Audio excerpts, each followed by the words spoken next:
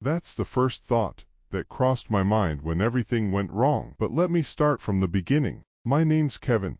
I'm 19, and I work the night shift at a convenience store just outside town. The job's not bad, mostly just restocking shelves, ringing up late-night snack runs, and trying not to fall asleep standing up. The pay's all right, and I get to listen to music most of the time. The only downside, my shift ends at 1 a.m., and the last bus stops running at midnight, so I usually walk home. It's about 45 minutes, but I don't really mind, except for one thing.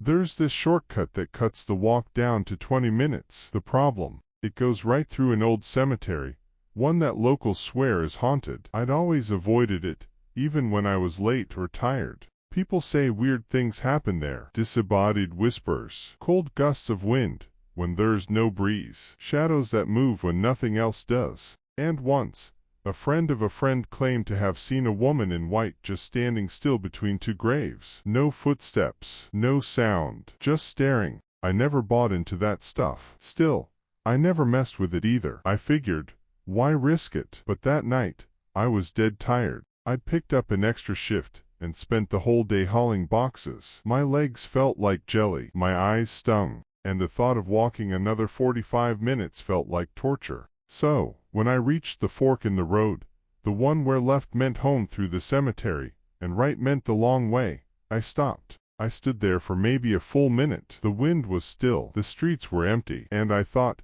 come on, Kev, you're almost 20. Ghosts, really? So, I took a deep breath, turned left, and stepped through the rusted gate of Whispering Pines Cemetery. The first few minutes were fine. Just rows of headstones and crickets chirping in the dark. The gravel crunching under my shoes was the only sound. I kept telling myself to walk fast, look straight, and ignore everything else. About halfway through, I passed this massive oak tree that split the path. That's when I noticed it. Silence. Not just quiet, but absolute, unnerving silence. The crickets had stopped. No wind. No cars in the distance. Even my footsteps sounded muffled. I stopped walking and turned around. No one there. I shook it off. You're tired. Just get home, I told myself. But then I heard it, a whisper. Not words. Not a voice I recognize. Just a breath, soft and cold, right by my ear. I spun around again. Nothing. But my heart was racing now, and my legs were locked in place. I forced myself to move. Walk. Faster. Don't run.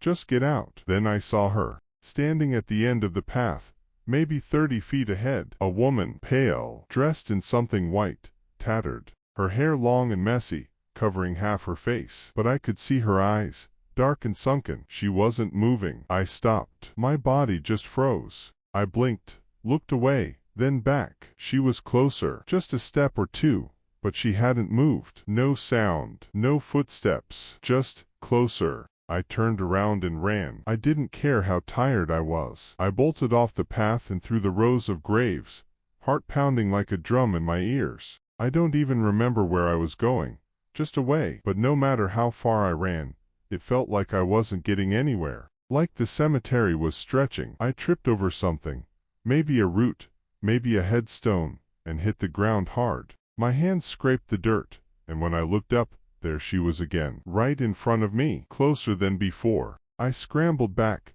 my hands clawing at the ground, but she didn't move. She just stood there, head tilted slightly, like she was curious or angry. And then she smiled. It wasn't a kind smile. It was wrong, too wide, too forced, like her face wasn't used to it. I screamed. I didn't care anymore. I just screamed and ran until I found the other side of the cemetery, and burst through the iron gate like something out of a movie. I didn't stop running until I was back on a real street, into the warm, yellow glow of a street lamp. I collapsed onto the sidewalk, gasping, trying to convince myself it was a dream, a hallucination, something. But the worst part, when I got home, I slammed the door, locked everything, and ran to the mirror in the hallway, just to see myself, just to calm down. And on my shoulder, 3 long, dirty fingerprints, like someone had grabbed me. I didn't go to work the next day, or the day after. I made up some excuse about being sick. I couldn't sleep. Every time I closed my eyes,